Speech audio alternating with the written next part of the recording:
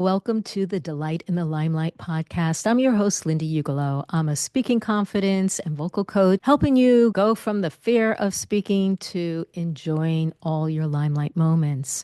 And on today's podcast, we're going to be coaching Julie Neale, who is a podcaster herself. I met her at the Podfest conference a couple of years ago, where she shared that even though she's really comfortable behind the microphone, sound familiar? She's uncomfortable getting on stage, even though she was on stage at the conference. And I thought she did a wonderful job. But even though somebody looks comfortable on stage, that doesn't mean that they aren't suffering silently inside. And this is why I encourage people not to just push through their fear of speaking, but to get over it. Because why shouldn't you enjoy your time on stage? If other people are enjoying it, why should you be the one who isn't? I want all the speaking that you do to be something that feels like it's satisfying and enjoyable, if not even a peak experience.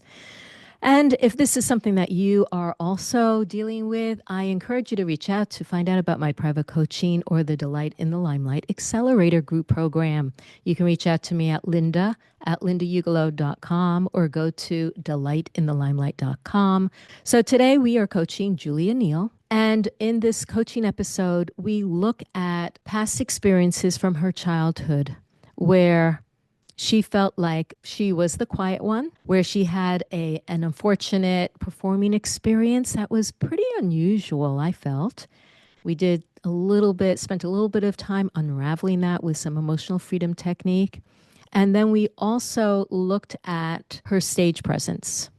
So I encourage you to listen through, see what were her impacting past experiences, tap along or listen to the emotional freedom technique that we did, and also the tips that I gave her so that her voice feels more steady and reliable. And she also can feel like she's taken up more space on stage and has a positive relationship to the audience. So let's get into it. So, hello, Julie. I'm so excited to get into some coaching with you today.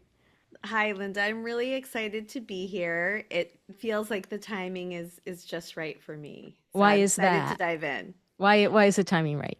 Well, so I mentioned to you and I sent you the link that my very first main stage speaking experience was a little over a year ago at Podfest, where you and I met. And my older son, who's 21, just had his first main stage experience in March, a keynote about his autism journey. And it helped me to realize, wow, an entire year has passed and I have not set foot on a main stage since. And just to try to unpack, okay, why is that? And what would help me to feel more comfortable? Because I do think it's something I'd like to do more of. Yeah. And you know what? You're really, really good. I was just watching the recording from when you spoke at Podfest, Mm. and you have wonderful energy on stage. You have great content. You have a great story. It's a wonderful message that you gave there. And I think that people would benefit from hearing more from you. So I would like to help you Thank kind of you. clear the way so that you can get out there. Yes. I also just listened to it for the first time in a long time this morning before I sent it to you. That's the other thing about aligned timing, because my son had finished his keynote but didn't have slides on the recording we did on our phones. I had my assistant put that together for him, and then I said, "Could you do that for my podcast?" Because my slides were not available on that either. And she literally dropped those into my inbox last night. So they were both very present for me. And again, sometimes there are those synchronicities that you don't really know how the universe works, but it worked in a Yeah. way that had me looking at myself on stage for the first time. And since I looked at it on my phone a year ago. Yeah. Yeah. So you are very comfortable on camera. You're comfortable, on Zoom, doing your podcast, less so on stage. Can you just describe briefly, like what happens to you symptomatically? What's going on in your mind? What, what feels icky that you'd like to change? Well, first of all, I used to really be afraid of all kinds of public speaking. And it is a little ironic because I have family roots in speaking. My father is an incredible toast maker. He passed away a few years ago, but he could move people to laughter and tears in amazing ways. And I think he got that from his mom, who was a voice and elocution teacher and helped people with their stage presence and their communication. So I feel like it's in my roots, and yet something happened to me in my childhood that made me start to really fear being seen in any way. So the launch of my podcast in 2016 and being in front of a microphone and sharing myself more fully on social media and in other ways was a big leap for me. But the idea of being on a main stage, even though all of the other things became more comfortable, still felt more edgy. And I think being seen in general is a journey. Um, I used to be more of a what I would call a behind the scenes person for other people's visionary work and stories. And then when I launched Mother's Quest, I realized I had something to say too. But the idea of being center stage with many people watching you, that feels more vulnerable and more challenging than all the other ways I've been able to show up in my life the last 8 years. Yeah, yeah, yeah. So, describe your what it feels like when you're up on stage.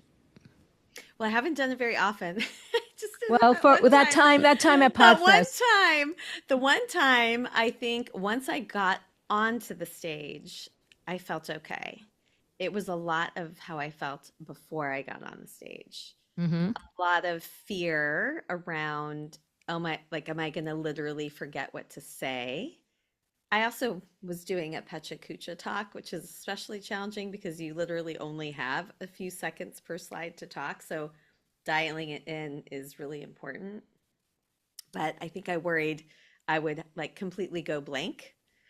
I also sometimes worry like what happens if my throat closes up or I start coughing or like especially when you have a limited amount of time on stage, if something like that happens within your body that you can't control, what do you do? And then I just had a lot of nervous, fear, excitement feelings before I went up on stage, just about doing the whole thing. Like, sometimes verging on nausea, like that level of intensity.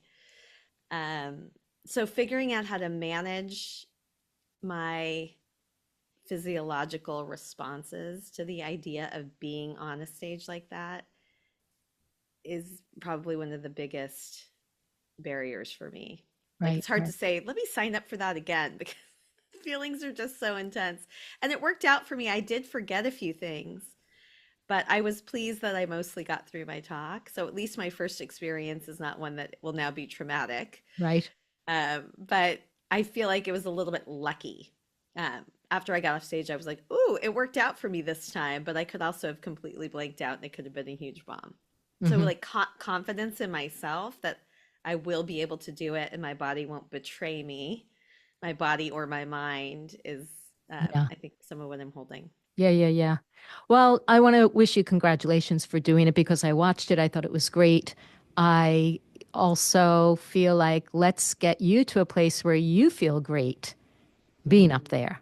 So you're not dreading it and you are kind of reaching for those opportunities to do more and bring yes, more visibility to your podcast and your work and all that good stuff. that'd be So great. you mentioned something happening in your childhood. Do you know what that is?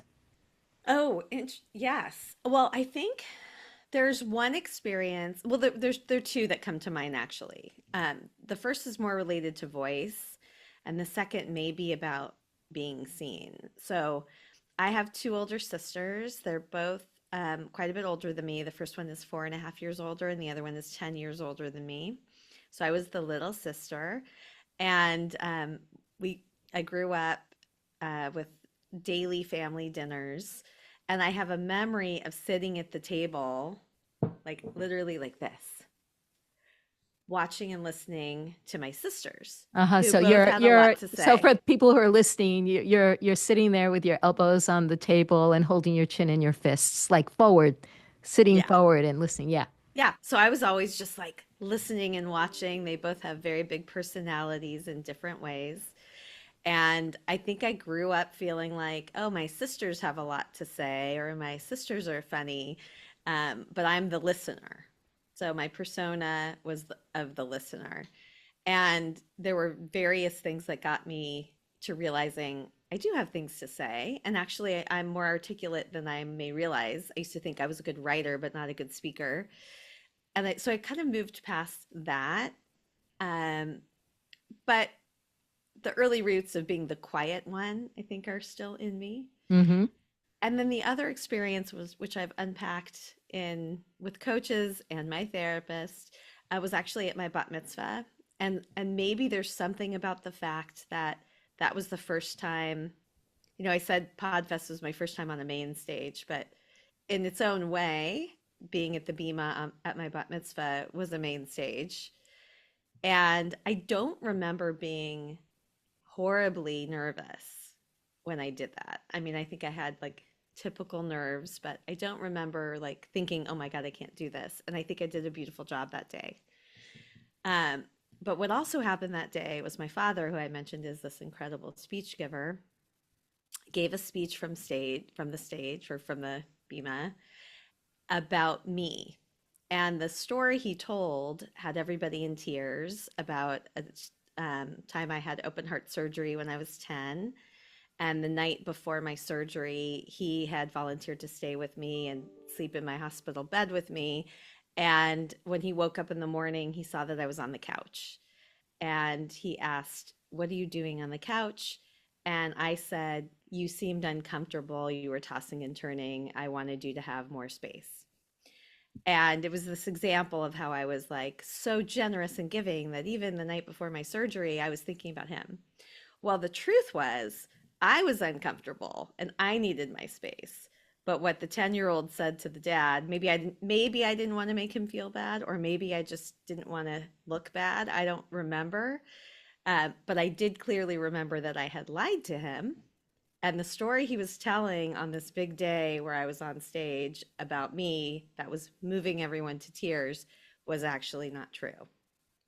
And I think it might have planted seeds for me that were already there around looking good, being good, um, maybe like not ever being found out as not completely authentic.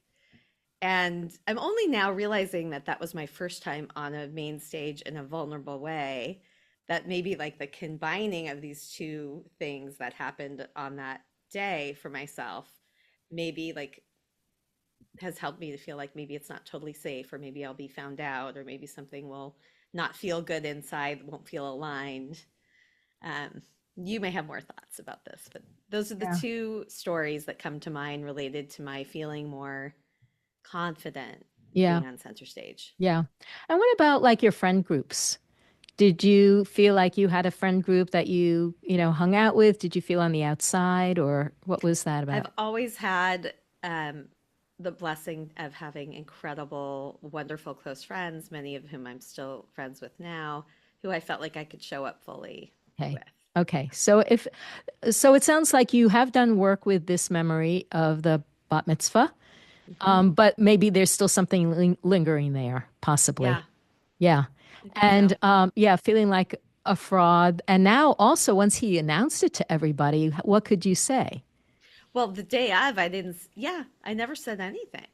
I didn't even tell him at the time. I just had this overwhelming feeling in the moment of I'm supposed to just be feeling like love and appreciation and moved by my dad, but all I actually can think about is I'm a fraud or the story is untrue. And it wasn't until 10 plus years later that I even identified that this was a story that had impacted me and then called my dad and said, I feel like I need to, to tell you this. I wasn't telling you the truth that day. And of course, his response then was, it just shows me even more how generous and giving you are because you didn't want to make me feel bad, which in some ways just perpetuated the story. Um, but I can't change the way he experienced it. What would you like to, what do you wish he had said in response? What kind of response from him would have felt better. That's interesting. Maybe a little bit more acknowledgement of um,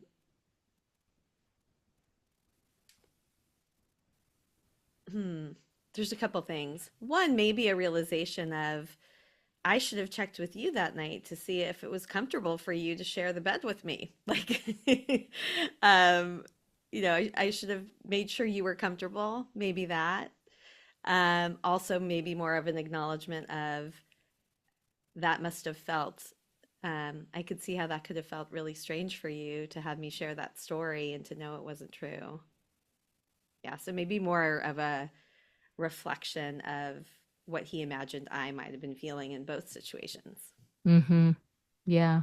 So here he's ready to praise you, and you didn't get this uncomfortable feeling acknowledged, really.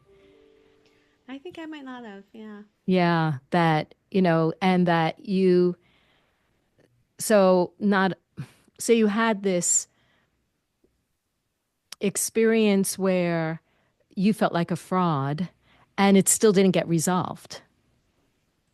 That feeling of feeling I like think a the fraud. fact that I was able to tell him and he knew the story, it did feel, It helped a bit. it did. It helped me feel much more resolved. First of all, to remember it and to unpack how that might have affected me, Mm-hmm. and then to be able to tell him. And I told my family, and I definitely, I would say I felt a large amount of resolution. So what feels like still uncomfortable about it? Well, I guess I think that what I'm realizing now talking to you is that the pairing of this really important day, the first day I ever took to the stage to share myself, was also coupled with this experience of a story being told about me that moved people to tears that was untrue. I think that maybe they're somewhat combined now in my mind. And what do you think that combination like says? What's the is there a part for the audience, the a congregation that you feel bad about? Is it about yourself? I think it's more about my sense of safety being on the stage. And what is that say, what is being said about that, or what is that sense of safety saying? I feel like I might be going in circles. You can help me here, but That's it's more okay. about like, is it safe to be seen? Will you be somehow like found out, or will you somehow do something that will unravel, that will make you not feel good about yourself? Um, Were it's you back to that concerned like that trust in myself. do you feel were you worried that someone was going to talk to you and ask you about that When it happened during that, like later in that that day at day, the party? Yeah. probably, I'm sure people came up to me and said, "Oh my God, your dad's story." I mean, there was like not a dry eye in the room. Mm-hmm. He's also an amazing storyteller and Mm-hmm. very emotional and evocative in the way that he Yeah. shares. Yeah. So I'm sure I must have continued the lie or brushed it Mm-hmm. off, or I certainly didn't confront each person and say it actually wasn't true. Mm-hmm.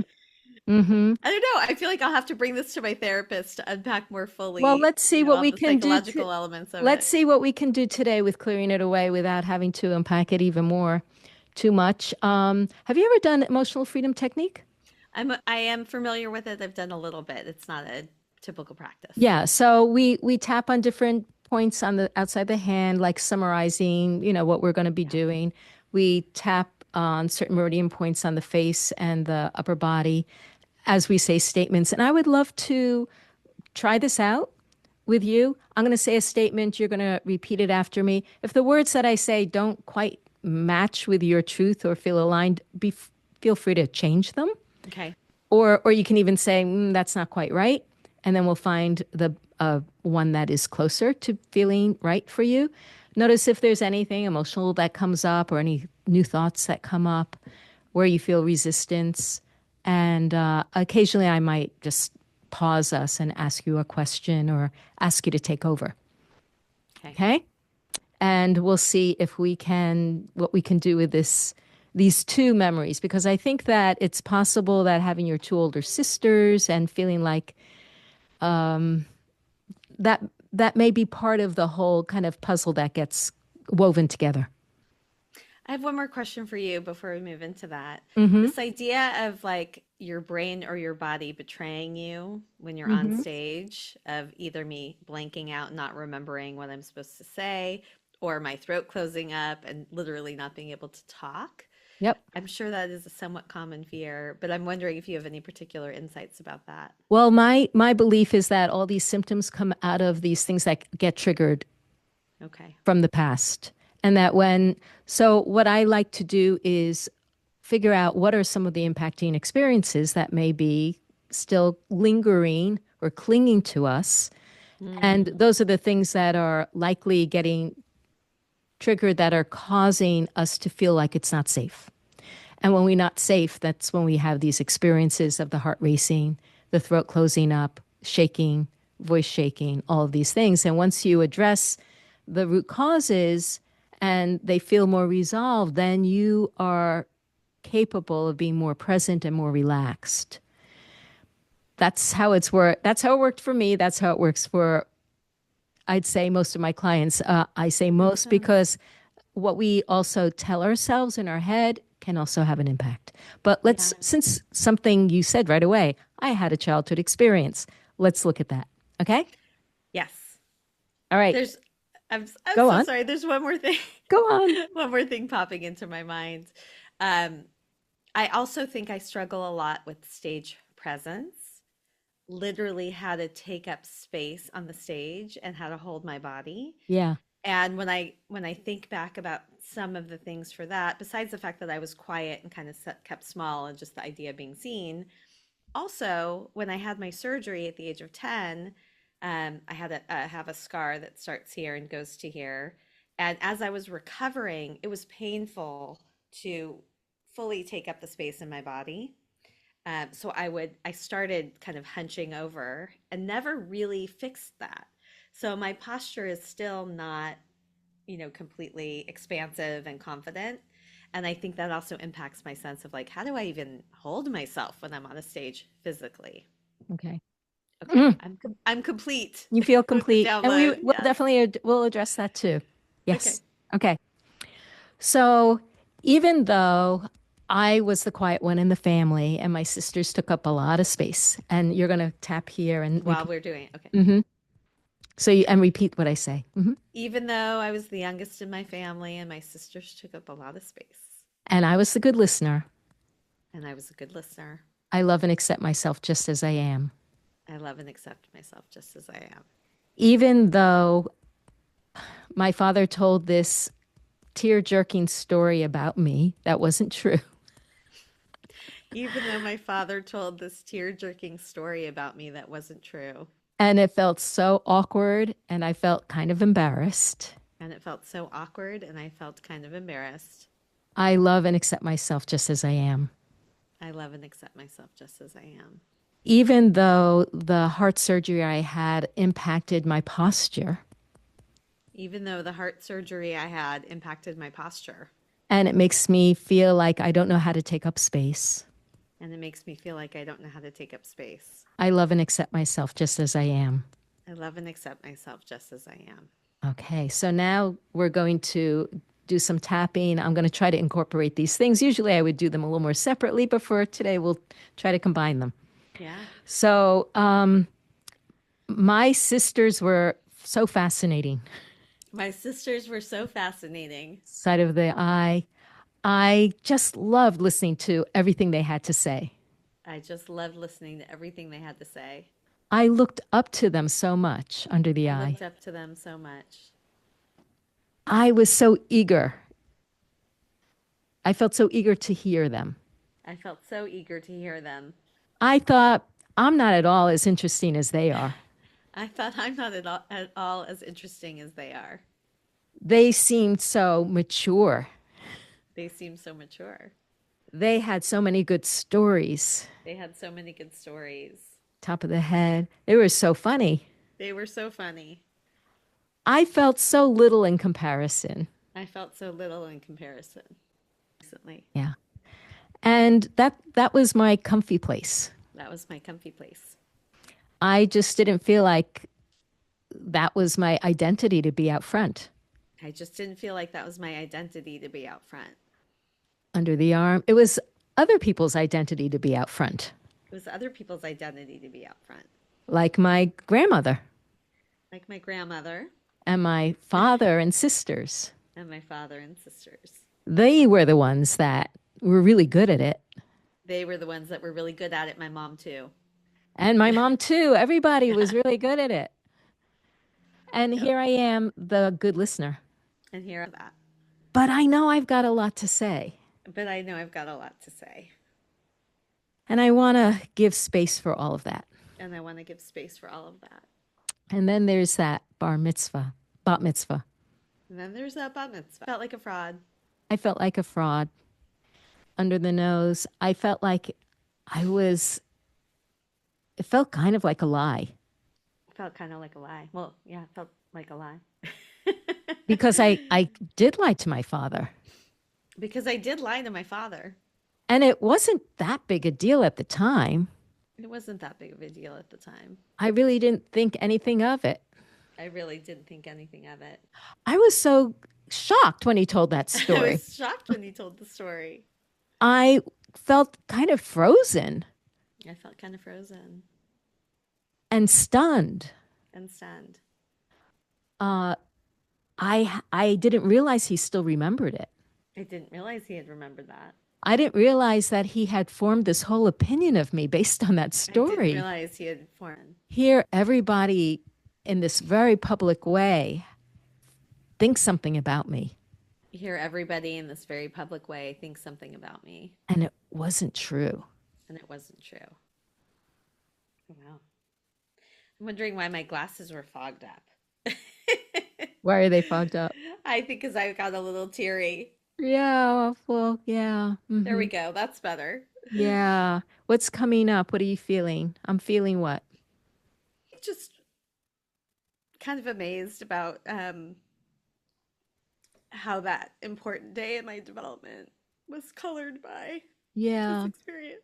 Yes, yes, yes. And I just want to like first thank you for allowing yourself to be vulnerable. I think it's very helpful in the clearing process to let tears flow. Oftentimes when I do this, I wail. So um, I let's do the top of the head. Looking back, I feel so sorry for my younger self. Well, maybe I'll just keep my glasses off. Keep your glasses off. Keep You don't need talking to up. see I won't be able anything. to see you that well, but we'll Right, see. right. Looking back, Um, I feel sad for my younger self. Looking back, I feel sad for my younger self. That this big day was colored by this experience. That this big day was colored by this experience. That I had to figure out how to navigate this awkwardness That I had to figure out how to navigate this awkwardness when all I wanted was to feel celebration. when all I wanted was to feel celebration. Back up for years. I tucked it away. I tucked it away. It didn't come back until years later. It didn't come back until years later. This big time in the limelight This big time in the limelight. that was colored by this very awkward That experience was colored by this very awkward experience. where I just felt I'm so inauthentic. Where I felt I'm so inauthentic. And that the picture of me being portrayed was this like angelic person. That I was being portrayed as an angelic person, That I was being portrayed as an angelic person. and it wasn't even true. And it wasn't even true. Maybe I was angelic, Maybe I was angelic. but not for that story, Not for that story. because I had actually moved in the hospital room for my own comfort. I had moved in the hospital room for my own comfort. I was being it was a selfish move It was a selfish move rather than a selfless move. rather than a selfless move. And dad painted me as so selfless. And dad painted me as selfless. And I just felt so weird about that. I felt so weird about that. And I felt like it didn't paint me as truthful. It didn't paint me as truthful, and I also don't think that's a good message I didn't think it for was women or girls. to be selfless. Yeah, I didn't like being portrayed that way. I did not like being portrayed that It way. didn't feel empowering. It did not feel empowering. It's not the story I wanted to be told about me as a woman. It's not the story I wanted to be told about me as a woman. I rather a different story be told. I'd rather a different story be told. Like what? I don't know. Like how I overcame my adversity. Like how I overcame my adversity. Like how I survived that heart surgery. Like how I survived the heart surgery. Not how selfless I was, Not how selfless I was, but how strong I was. but how strong I was. Somehow it felt a little disempowering, Somehow it felt disempowering. both that it was not true Both that it was not true, and it wasn't really what I wanted to be said about me. and it wasn't what I wanted to be said about me. I would love to let go of this. I would love to let go of this. I've thought about this way too much. I've thought about this way too much. And I understand why, because it was an important day. And I understand why, because it was an important day. But I don't want it to color my important days on the stage. But I don't want it to color my important days on the stage. I don't want to worry about my authenticity I don't want to worry about my authenticity because I'm committed to being authentic. because I'm committed to being authentic. That's part of my message. That's part of my message. That's part of what I want to create in community.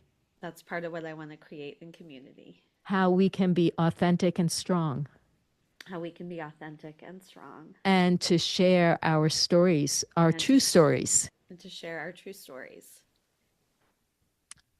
It's too bad it happened the way it did. It's too bad it happened the way it did. It's too bad that he happened to choose that story to tell. It's too bad he happened to choose that story to tell. I wish it had been a different story. I wish it had been a different story. But what can you do? But what can you do? I'd like to forgive my father for picking that story to tell. I forgive my father for picking that story to tell. I know he had only the best. I know he had only the best. He thought he was being a good dad. He thought he was being a good dad. And for him it had a lot of meaning, And for him, it had a lot of meaning, even though it wasn't true for me. even though it was not true for me. But he had no idea. But he had no idea. He was doing the best he could. He was doing the best he could. And I love him for that. And I love him for that. And I want to forgive him and let it go. I forgive him and let it go. And I want to forgive myself and also. I forgive myself also for not being truthful that day. I want to forgive myself for not being truthful that day. And I want to forgive myself for feeling so stunned I want to forgive myself for feeling so stunned, and feeling so awkward about it feeling so awkward about it, and feeling like somehow I was a fraud. and feeling like somehow I was a fraud. Because I was just 13. I was just 13. I mean, I was a kid. I was a kid. I was doing this big thing of a bat mitzvah, I was doing this big thing of a bat mitzvah. and I didn't know how to handle that I did not know experience. how they handle that experience. And so I want to give my younger self some love and appreciation, I want to give my younger self some love and appreciation, and to say how proud I was for handling it as well as I did and to say how proud I was for handling it as well as I did, and still having a great day. and still having a great day, And even for forgetting about it for a while. and even for forgetting about it for a while. It seems like this experience did shape me in some ways. It seems like this experience did shape me in some ways. Okay, so why don't you take it away all the ways and we'll just keep moving the points. It made me feel I like, think it made me feel like I should strive to be good and okay, that I should be seen as good. I should be seen as good. Yeah. And that The maybe if there was anything that was less than angelic seeming, I should keep it hidden I should hide anything less than angelic. and maybe just not even create a pathway to express those other parts of myself. And not to express those other parts of myself. I shouldn't show that I'm taking care of myself. I shouldn't show that I'm taking care of myself. I shouldn't show that I'm choosing me first. I shouldn't show that I'm choosing me first. I shouldn't share that I'm not always putting other people before me. I shouldn't show that I'm always not always putting other people before me. And maybe that's what I should be as a woman Maybe that's what I should incorporate as a woman and how I should be, as a partner in a marriage and as a partner in a marriage and a parent. and as a mother and a parent. And I think that might have shaped me I think that might have shaped me. because I got all this praise I for got being all this selfless. praise for being selfless. And maybe that's gotten in the way, Maybe that's gotten in the way. but I'm ready to let that go I'm ready to let that go. because as an adult, I don't really believe in that As anymore. an adult, I don't believe in that.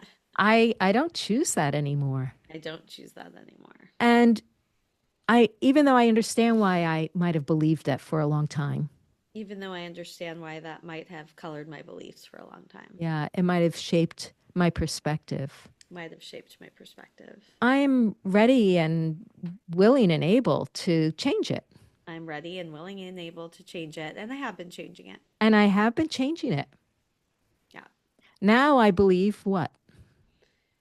Now I believe it is important to take care of yourself. It's important to take care of yourself. It's important to voice your needs. It's important to voice my needs. It's important to be authentic. It's important to be authentic. It And you feels, can be, yeah, and you can be loved and acknowledged and seen for your authentic self. I can be loved and acknowledged for my authentic self. It feels so good to be authentic. Feels good to be authentic. It feels good to be loved for who I am. Feels good to be loved for who I am. It feels fabulous to express myself freely. It feels fabulous to express myself freely. It feels so good to take up space. It feels good to take up space. I don't believe that yet. I love the idea that someday it will feel good to take up I space. love the idea that someday it will feel good to take up space. I imagine I'm going to be so happy taking up space I someday. imagine I'm going to be so happy taking up space. I just have a little more letting go to do. I just have a little more letting go to do. That somehow I'm not worthy enough, That somehow I'm not worthy enough, or I'm not wet enough. or I'm not wet enough. What else are you not enough of Oh, sorry. to take up space? I'm not confident enough. I'm not confident enough. I'm not comfortable enough. I'm not comfortable enough. My posture isn't good enough. My posture isn't good enough. Hmm. But maybe that's just in my mind. Maybe that's just in my mind. Maybe that's something else I can let go of. Maybe that's something else I can let go of or work on.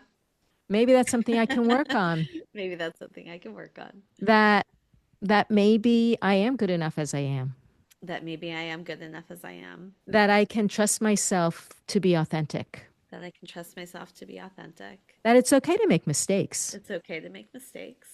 It's okay not to be perfect. It's okay not to be perfect. It's also okay not to be perfectly authentic. It's also okay not to be perfectly authentic. Because sometimes who knows what that even is? Sometimes who knows what that even is? It feels okay for me to be in process It feels okay for me to be in process and to be on a journey. and to be on a journey. And I really want to honor my journey. And I really want to honor my journey. I want to honor that I'm not perfectly comfortable on stage yet. I want to honor that I'm not perfectly comfortable on stage yet, But that I'm excited to explore the experience. but that I'm excited to explore the experience. And I think I am excited to explore the experience. I think I am excited to explore the experience. I want to see what it will be like, I want to see what it will be like, especially if I have some more tools. especially if I have some more tools. If I have some more tools about stage presence. If I have some more tools about stage presence. If I have some more things to be curious about while I'm on stage. If I have some more things to be curious about while I'm on stage. Because I am an experimenter at heart. Because I am an experimenter at heart. I've tried out so many different things I've tried out so many different little things as a parent and as a podcaster. as a parent and a podcaster. I'm so creative. I'm so creative. And if I can bring that sense of curiosity and creativity to the stage, And if I can bring that sense of curiosity and creativity to the stage, I think it's going to draw me in. I think it's going to draw me in. I think I will feel more interested. I think I will feel more interested. And maybe it will lead to more confidence. And maybe it will lead to more confidence. And maybe it will lead to more joy. And maybe it will lead to more joy. And for me, delighting in the limelight. And for me, delighting in the limelight. Wouldn't that be cool? Wouldn't that be cool? It could be possible. And I'm just going to leave that possibility open. I'm going to leave that possibility open. That sometime in the future, that will be me. That sometime in the future, that will be me. That I'm going to enjoy being on stage. That I'm going to enjoy being on stage. And that I'll be appreciative of those opportunities. And that I'll be appreciative of those opportunities. So just take a moment to close your eyes. And I want you to imagine that 13-year-old Julie is next to you. And maybe you've got an arm around each other. You're holding her. She's holding you. And imagine that this magical elixir is just raining down from the heavens and rinsing out the debris and anything lingering from this experience. And as it rinses through your body, water or the elixir gets soaked in by the earth. And you can look at each other with love and appreciation, admiration, respect, compassion. Give her a last squeeze and open your eyes. All right, glasses back off again. Yeah.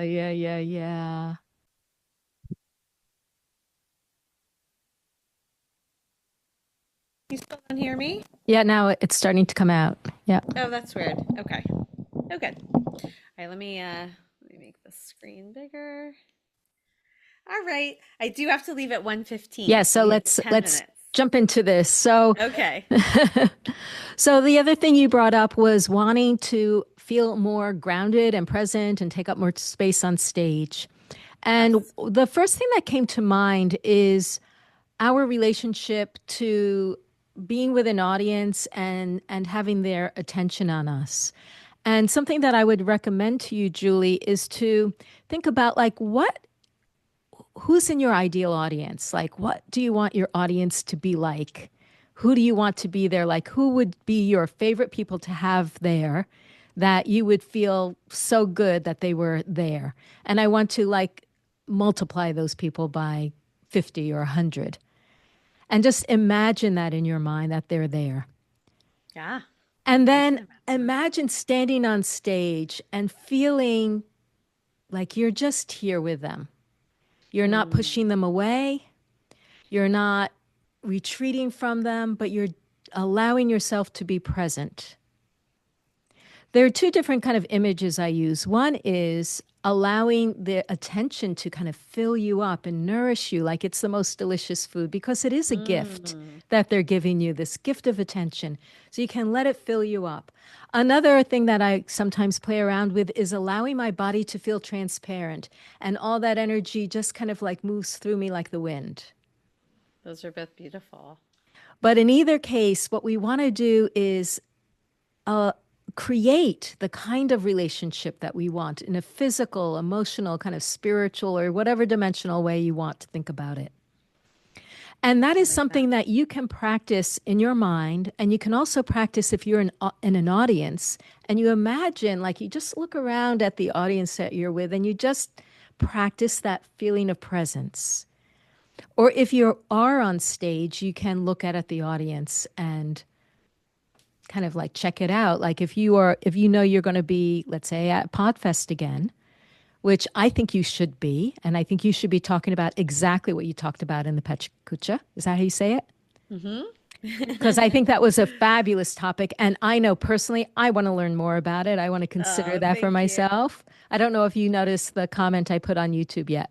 I haven't seen that yet, but you would have been the first, so I I'm was the excited to first. see that there is a Yes. comment. Yes. So it's definitely, I think it's worth sharing again. And when you are in, let's say, that workshop space and, get up on stage before you have to speak and just kind of look around and relax, physically relax your body as you are taking in the space. So taking up space and taking in your space is really a matter of like expanding out your energy on an awareness level. Like you look at the walls, you look at the corners, you look at the chairs, the way things are set up. You feel it's like you open up your peripheral vision. Mm, And you also open your body physically and kind of and somatically to that space. I love that. That's all you need. You look fine on stage. You look great on stage. Yeah, you can work on your posture. I need to work on my posture. But the point is if you are, allow your body to feel connected. Allow your body to be part of the speaking that you're doing so that you feel like you're speaking with your whole body, not just with your mouth. Because in Mm, truth, you are.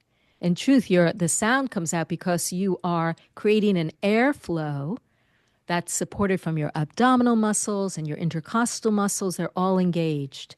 And if you can have a sense of, yeah, I'm speaking with my whole body, not just my mouth and my throat. I mean, some people don't even feel their throat until it hurts. That mm. will also give you a sense of stage presence and gravitas.